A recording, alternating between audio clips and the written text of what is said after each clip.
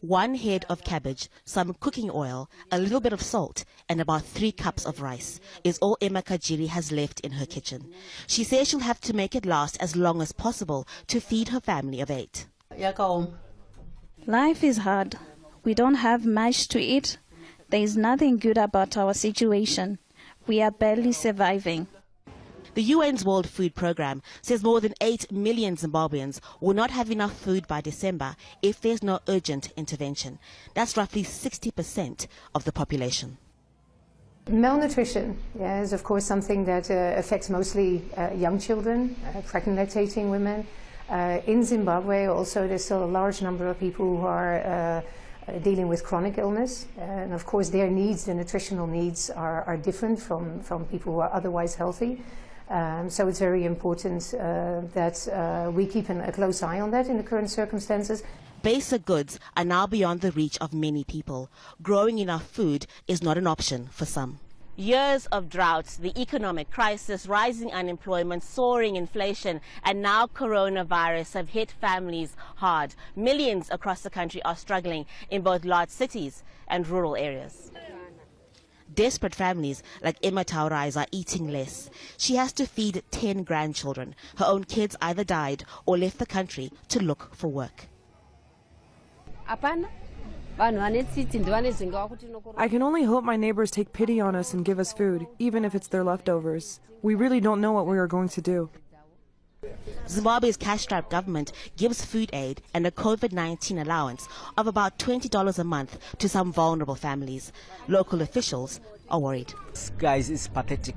Sometimes tears go down my cheeks because the situation they are surviving in is very, very bad. Back in Mrs. Kajiri's kitchen, the children wait for supper. Frustrated, their grandmother says she hopes to never have to say to them one day she has nothing to give them. Haru Mutasa, Al Jazeera, Mashonaland West Province, Zimbabwe. Hello that time. Sanibona. Ucwabe lo bingelela imumbo omhlophe ukhabazeka amavovo. Ninjani madoda? Sengibuyile futhi namhlanje. Ngaleyo ndaba sihleze sikhuluma la Get to Know Life in Malawi.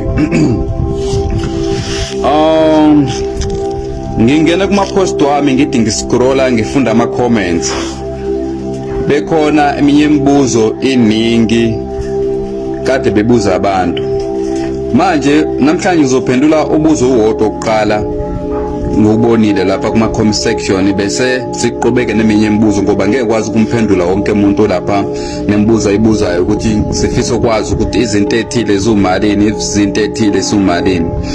Namhlanje sokhuluma ngokuthi indaba abantu baseMalawi bangathandi ukuyisebenzisa i-roll-on. Yabo?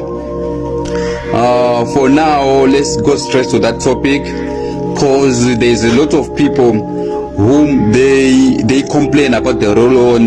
These people banuka makhwapha manje kwenza njani, we don't understand why they don't use roll-on.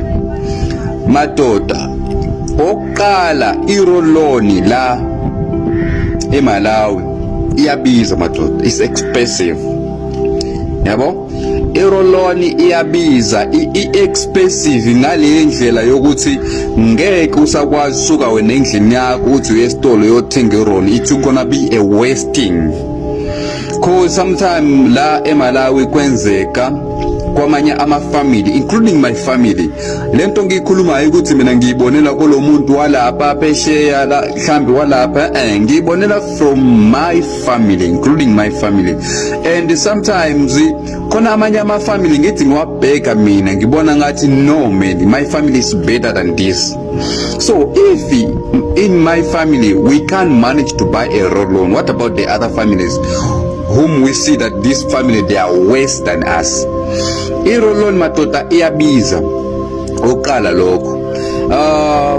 nokuyibuza khona iprice ngila manje eMalawi lokho ngifikile ngazi ngisebese Rolon and angiyazi ukuthi umalini ngisazoconfirma iprice kahle kahle kodwa mangizobheka iRolon mhlambe ingaba lapho kuyimali ifana no 8,000 or 11,000 kanjalo cause I saw the price of amafutha amalokho ilotion yokugcoba amafutha okugcoba laba clearly le incane azi lapho eSouth Africa mhlambe esitolo ngayithola ngo19 rand or 20 rand yabo lana ngebheka esitolo ikulapho ku 11,000 or 12,000 yabo so which means if clearly le u20 rand lapha esitolo lapha eSouth Africa and iRolon mhlambe isamwe lapho ko 30 something rand or 40 rand which means the iRolon gonna be expensive than a credit lotion oil yabo leyo nto so abantu abaningi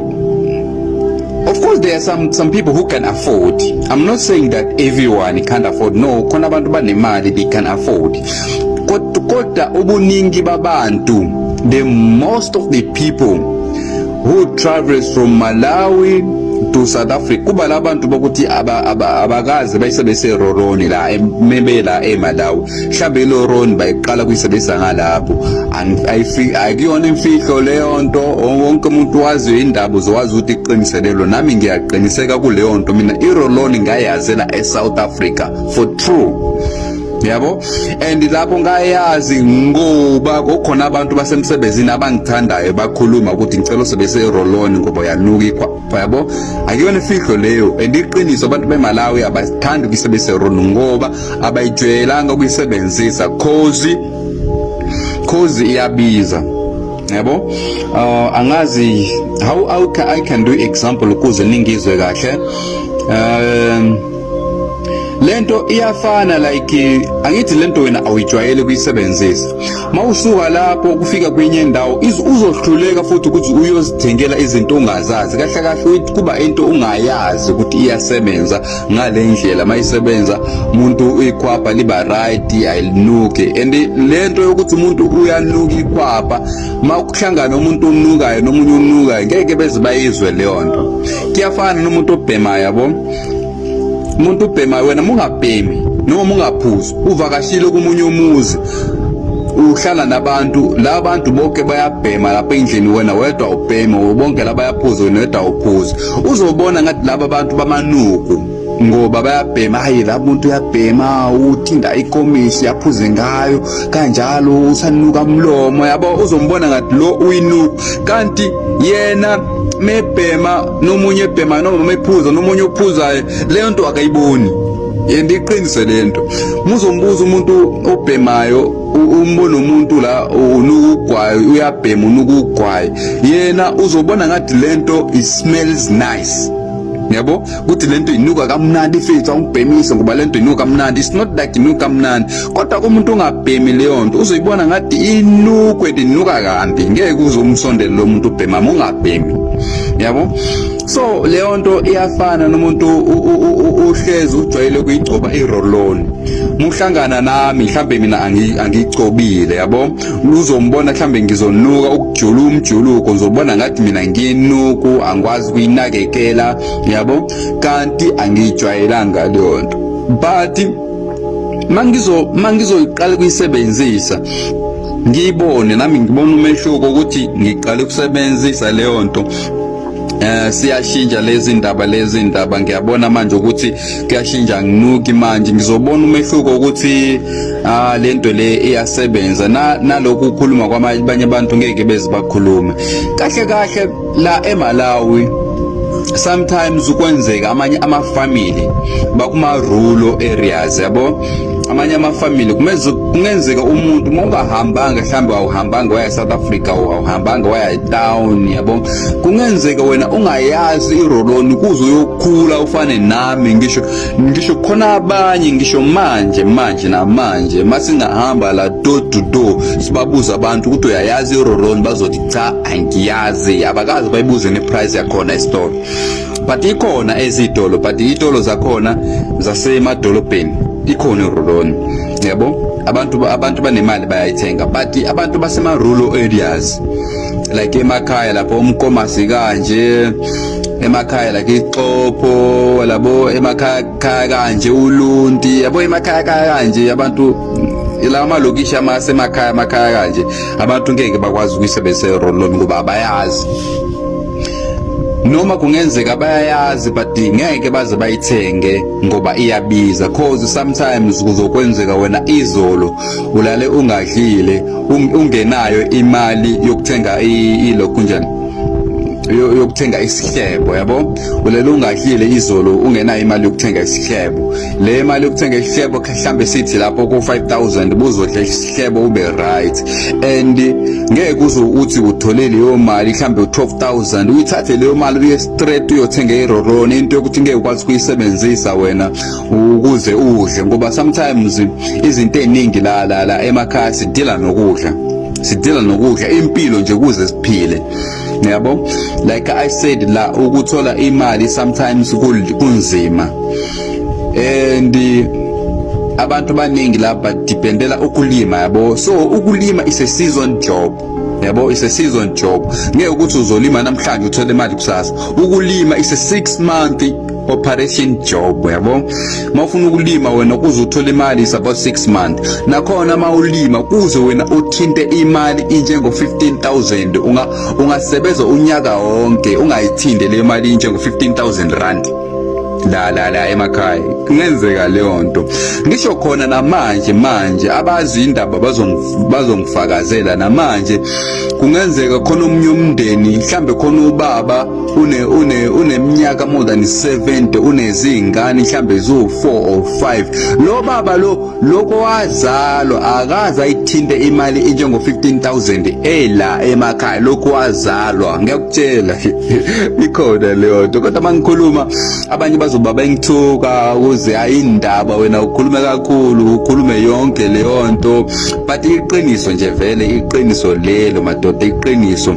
Kungenzeka la umuntu ukhulu ube nezingane, impilo yakho yonke awukazi uyithinte imali injengo 15000 rand, and mhlambe sometimes 15000 kuyaphezulu kakhulu, noma 5000 rand. Kungenzeka ukhule wena noma ufane nami more than 30 years or 25 years ungakazi uyithinte imali injengo 5000 rand empilweni yakho.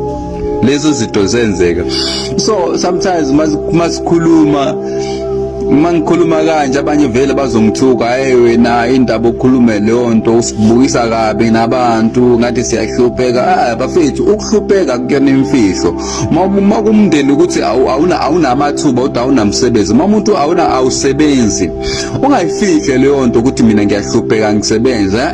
Veza ukuthi vele lokho okuphila ngakho abanye abantu wena awunakho, khona abantu bazokunikeza ithuba lokuthi ulokhuze uthole lokho khona. So ngibona amanye ama-comment abanye abantu bala emakhaya bayangithuka lapha kuma-comment section, why you talk this bekumele abantu basibuke kanjani thina, yabo leyo nto. Mina ngikhuluma including my family, including me, lezo zinto zenzeke including ngempilo yami, yabo. So ukuthi abantu abayicobe i-roll-on, oqala abayijwayele, abakazi bayisebenzise. Okwesibili, iyabiza, and i-reasonable kakhulu ukuthi iyabiza, and akwenze sense ukuthi wena ungakhipha imali engaka uye esitolo uyothenga i-roll-on ngoba udila kakhulu nempilo ukuthi uphile wena udle, yabo. Yona ke ngizofunda ngifunda ama-comment amaningi soba sicazulule nendaba eyodwa. Nomunye ubuzile ukuthi ayikho yini i-grant lapho. Leyo ngizowenza futhi enye video ngichaze ngaleyo ndaba ukuthi ayikho i-grant noma ikhona. Siyabonga.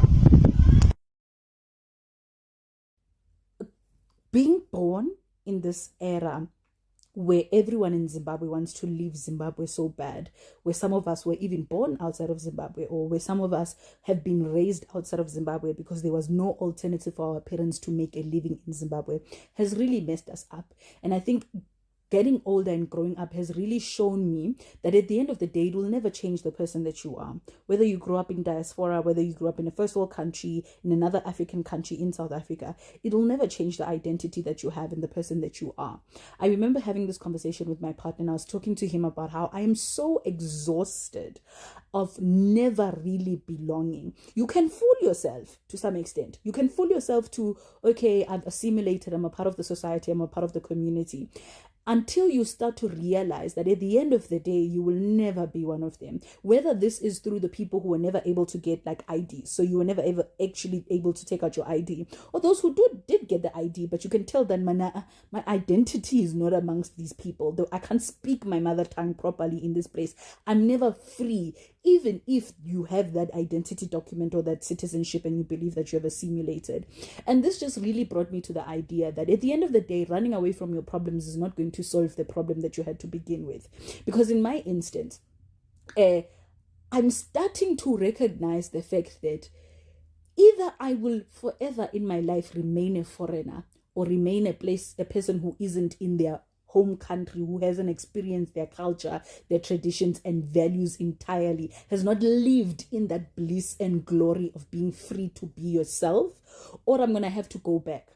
And I think the thing with our generation is that we haven't realized that at the end of the day, our parents are going to pass away. The people who made Zimbabwe horrible are going to pass away. The people who made the economy so tough are going to pass away, and they're going to continue and they're going to move on with their life, and those things will happen. The people who are left in that state is us. We are left with a country with nothing to show us, with a country with nothing to offer us. And the desire to be there exists. It's not that we don't want. The desire to be there, it fully exists. There's just nothing to go back to. There's no livelihood to build up. It has become a place of retirement as opposed to a place of creating a livelihood, which always means that we're going to continue to lose a part of our identity as life goes on, and hope to God that we retain it by the time we're old. But at this stage, I'm too young for that. Like, I'm literally 24. Like, you're telling me I have to go for the rest of my life, and if I want to ever be in my home country again, it must be at the stage where I'm retiring, because I won't be able to make a proper living in Zimbabwe. It's painful. I'm so, like, it's dawning on me that if we actually want change, we need to start doing something about the situation in Zimbabwe. But now that's an even bigger question that I don't even know how to answer. Like, I barely understand the structures in Zimbabwe myself. I think there's been people who've been trying to do this for years and have failed. But it needs to change. The reality is something needs to give. And I'm really proud of, like, the people, especially the Zim community in the UK, those who are saying no to Zimfest, who are really now starting to clock on that, oh, we kind of need to do something about these things and the way that our people are treated and the way that our country is run. I'm kind of proud that it's finally a movement against the governance in Zimbabwe and against the treatment of Zimbabwean people in other countries that is being led by the youth. For me personally, it's the first one I've seen in my life. It's the first one where it's us now. Now we're the ones who are fighting. And I think that just sparked something in me that made me realize that at some point it had to get to that point, and we need to start doing more. The question is, how do we do more? There's this guy who does Zim Decoded and shares the news in Zimbabwe, who I've started like recently following, and he's really done a lot in me understanding how Zimbabwe works, any structures or any bills. But I think for a lot of people who live in the diaspora who don't have access to this, we're really going to continue to struggle until we understand those systems, so we know what we can do. And this is my plea to anybody who is in the system, who knows enough about the system, or anybody who's still in Zim, or others who are out of Zim but know what would be best to help, like how we can partake in like improving that. Obviously, us all flooding and coming back is not going to help the situation. Like, we're not going to suddenly be a better country. What needs to happen for Zimbabwe to become a place where we can create life, as opposed to us constantly having to send things there because there's nothing that exists there on its own? What needs to happen, guys? Like, what are we supposed to do? Are there young people who are making movements that we should be supporting and we have no idea? Because I would love to take part. And I know there's so many other people as well who would love to be a part of such a movement.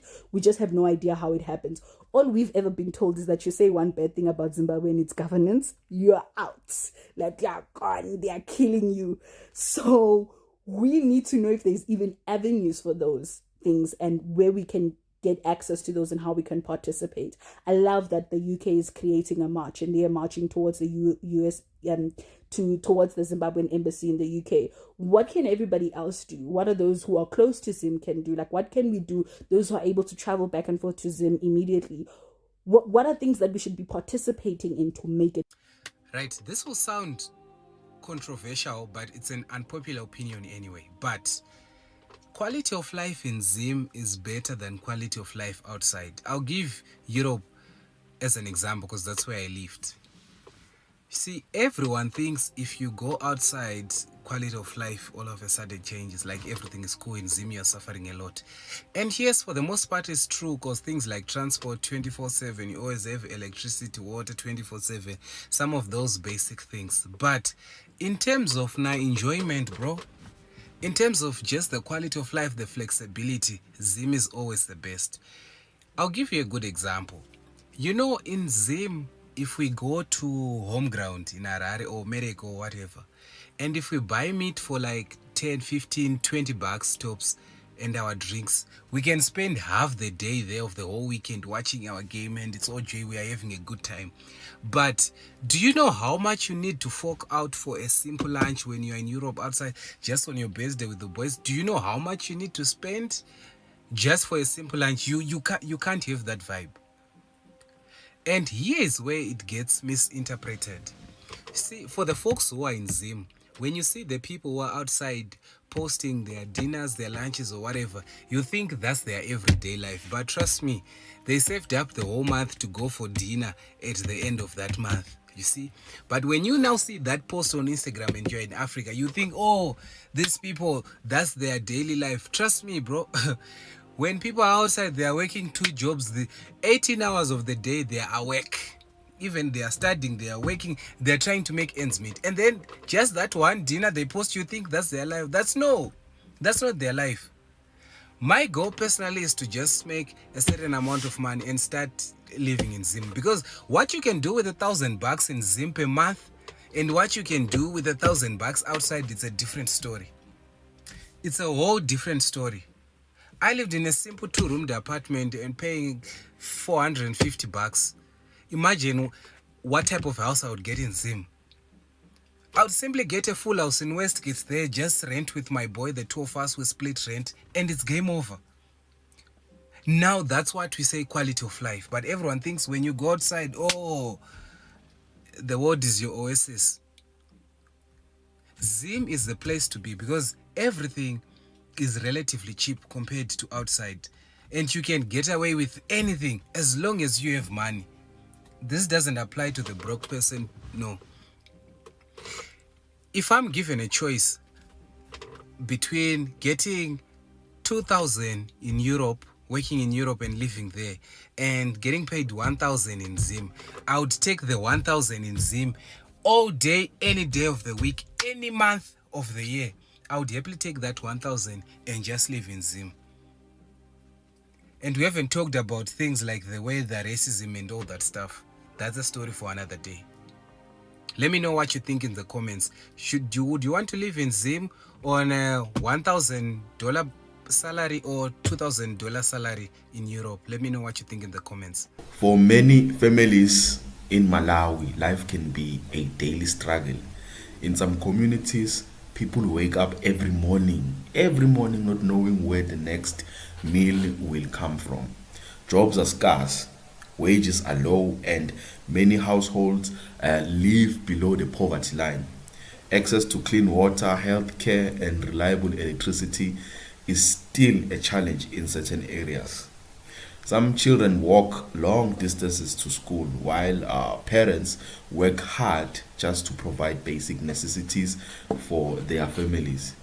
But despite these hardships, the people of Malawi are often known for their resilience, kindness, and strong sense of community. Many continue to hope for better opportunities, improved living conditions, and a brighter future for the next generation. Life in Malawi is not the same everywhere. Some areas are developing and improving, but poverty remains a real challenge for many ordinary people.